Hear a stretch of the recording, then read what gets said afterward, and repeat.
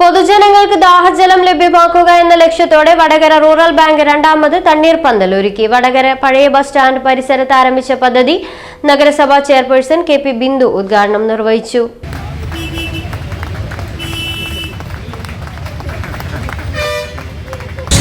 ഭീഷണിയും അത്യുഷ്ണവും കാരണം നമുക്കറിയാം നിർജ്ജലീകരണത്തിൻ്റെ ഭാഗമായി പലരും കൊഴിഞ്ഞു വീഴുന്ന അവസ്ഥയാണ് നമ്മൾ മുമ്പിലേക്ക് കാണുന്നത്.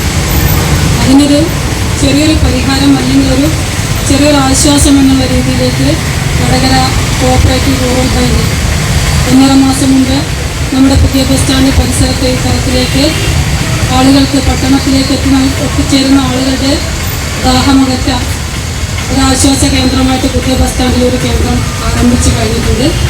ആ രീതിയിൽ തന്നെ പഴയ ബസ് സ്റ്റാൻഡിലും ഇത്തരത്തിലേക്കുള്ളൊരു ഉദ്യമം ആരംഭിക്കണമെന്ന് കഴിഞ്ഞ ദിവസം ഭാസ്കർ മാഷ് സൂചിപ്പിക്കുകയുണ്ടായി. അതിൻ്റെ അടിസ്ഥാനത്തിൽ തന്നെ നിങ്ങളുടെ ഭരണസമിതി അംഗങ്ങളുടെ ആലോചന പ്രകാരം പഴയ ബസ് സ്റ്റാൻഡ് പരിസരത്തൊരു കേന്ദ്രം തിരഞ്ഞെടുത്തിരിക്കുകയും തീർച്ചയായും വടകര പട്ടണത്തിലേക്ക് എത്തിച്ചേരുന്ന ആളുകൾക്ക് ചെറിയൊരു ആശ്വാസം എന്നുള്ള രീതിയിലേക്ക് ഈ ഒരു കേന്ദ്രം മാറുമെന്ന് തന്നെയാണ് വിശ്വസിക്കുന്നത്. ഒരുപാട് കേന്ദ്രങ്ങളിൽ നമ്മൾ ഇതിലെ ഇത്തരത്തിൽ വിപുലമായ രീതിയിലല്ലെങ്കിലും പല ഭാഗങ്ങളിലേക്കും കുടിവെള്ളം ആളുകൾക്ക് കിട്ടത്തക്ക രീതിയിലേക്കുള്ള ആശ്വാസ കേന്ദ്രങ്ങളുണ്ട്. പക്ഷേ കഴിഞ്ഞ പ്രാവശ്യവും വടകര കോഓപ്പറേറ്റീവ് റൂറൽ ബാങ്കിൻ്റെ ആഭിമുഖ്യത്തിലും അതുപോലെ തന്നെ നടക്കുന്ന സർവീസ് സഹകരണ ബാങ്കിൻ്റെ ആഭിമുഖ്യത്തിലൊക്കെ തന്നെ പട്ടണം കേന്ദ്രീകരിച്ചുകൊണ്ട് വരുന്ന ആളുകൾക്ക് ആശ്വാസ കേന്ദ്രമായിട്ട് ഇത്തരത്തിലുള്ള ദാഹജല സംഭരണ കേന്ദ്രം എന്നുള്ള രീതിയിലേക്ക് റൂറൽ ബാങ്കിൻ്റെ ബോർഡ് അംഗങ്ങൾ ഇരുന്നു കൊണ്ട് തന്നെ വെള്ളം കൊടുക്കുന്നൊരു കേന്ദ്രം ആരംഭിച്ചു നമുക്കറിയാം. നമ്മൾ മുമ്പിലേക്ക് കാലാവസ്ഥ നിരീക്ഷണ കേന്ദ്രവും നമ്മുടെ സർക്കാരുമൊക്കെ പറയുന്നത് 11 മണിക്ക് ശേഷമുള്ള കഠിനമായ വെയിലേൽക്കാത്ത രീതിയിലേക്ക് അത്രയും പ്രധാനപ്പെട്ട കാര്യങ്ങളുണ്ടെങ്കിൽ മാത്രം പുറത്തിറങ്ങാമെന്നുള്ളത് സൂചന എന്ന രീതിയിലേക്ക് നമ്മുടെ മുമ്പിലേക്ക് വരുന്നത്.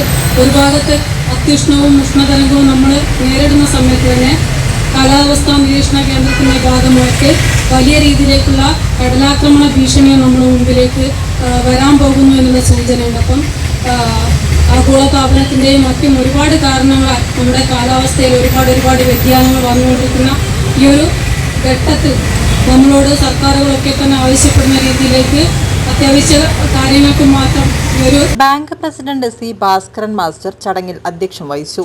അബ്ദുള്ള സീസ്, P V Jithesh, O M Bindu, P K Satheesan, A K Sreedharan, A P Sathi, T Srinivasan, A V Anilkumar എന്നിവർ സംസാരിച്ചു. ഒരിടവേള കൂടി. വേനൽ ചൂടിൽ നിന്ന് ജനങ്ങൾക്ക് പലരാശ്വാസം പകരാൻ തണ്ണീർപന്തലുകൾ ആരംഭിക്കണം എന്ന തീരുമാനത്തിന്റെ അടിസ്ഥാനത്തിൽ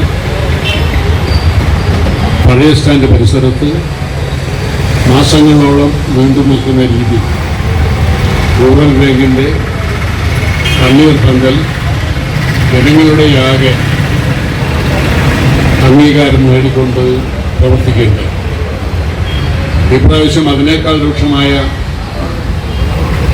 കാലാവസ്ഥാ വ്യതിയാനത്തിൻ്റെ ഭാഗമായി വലിയ ചൂടും അതുപോലുള്ള കെടുതികളുമൊക്കെ ഉണ്ടായിക്കൊണ്ടിരിക്കുന്ന ഘട്ടത്തിൽ കഴിഞ്ഞ മാസം മാർച്ച് മാസം 23-ാം തീയതി പുതിയ സ്റ്റാൻഡ് പരിസരത്ത് ഈ സഹകരണ മേഖലയുടെ നേതൃത്വത്തിൽ നമ്മളൊരു തണ്ണീർപന്തൽ വീണ്ടും ഉദ്ഘാടനം ചെയ്യുകയുണ്ടായി.